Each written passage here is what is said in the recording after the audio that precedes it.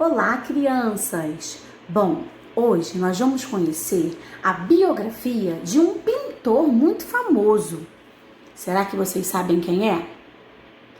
Pablo Diego José Francisco de Paula Juan Nepomuceno Maria de los Remédios Cipriano de la Santíssima Trinidad Ruiz e Picasso.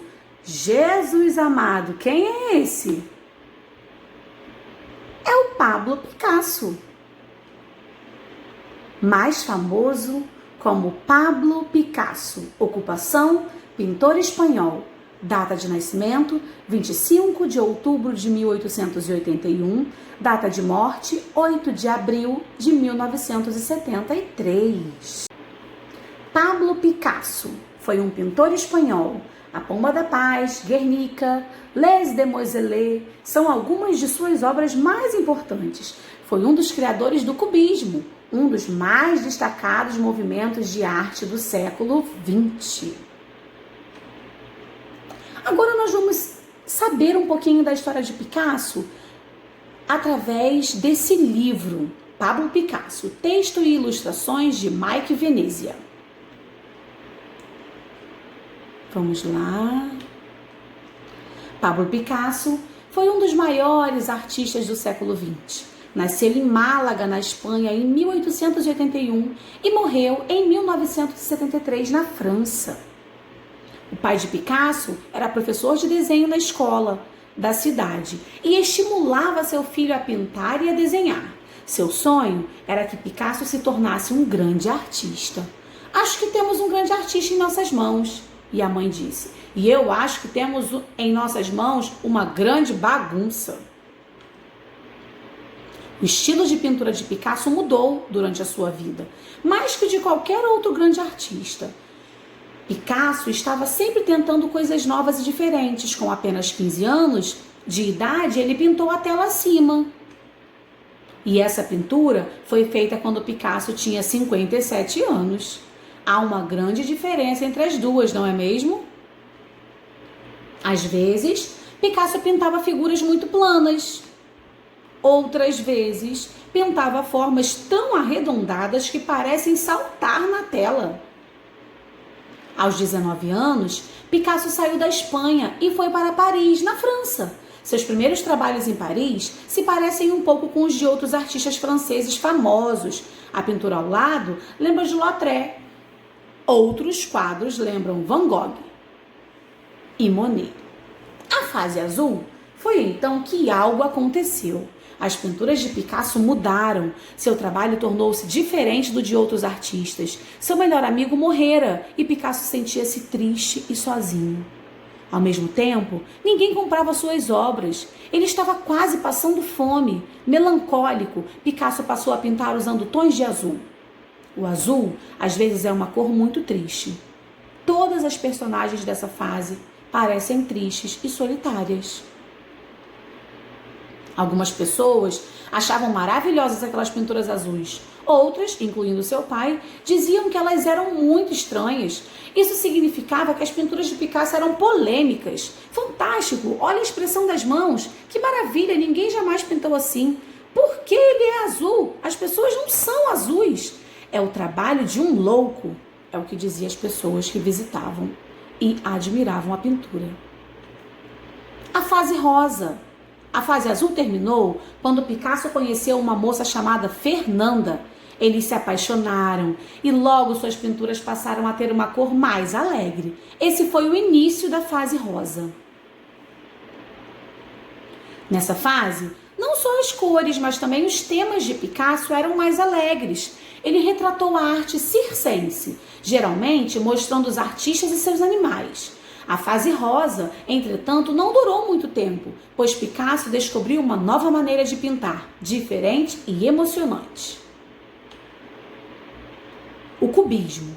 O novo estilo de pintura que Picasso desenvolveu ficou conhecido como cubismo. Na pintura ao lado, ele retratou um amigo. A figura parece ter sido quebrada em pequenos fragmentos. Assim surgiu o nome cubismo. Olhe bem de perto. Você consegue distinguir o rosto do homem, o que ele está vestindo, suas mãos, uma garrafa, um copo e quem sabe o seu gato de estimação?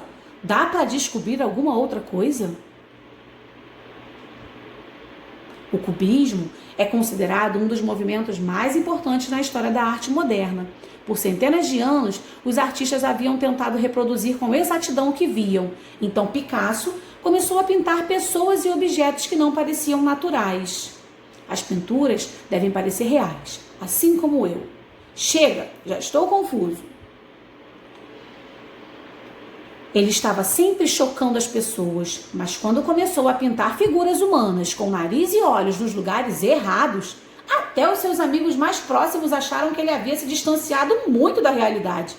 De onde Picasso tira essas ideias ridículas? Quieto, ele está vindo aí com a nova namorada. Picasso continuou trabalhando o cubismo, modificando-o com o passar dos anos. As pinturas se tornaram muito mais coloridas e planas. Também ficou mais fácil distinguir o que ele pintava.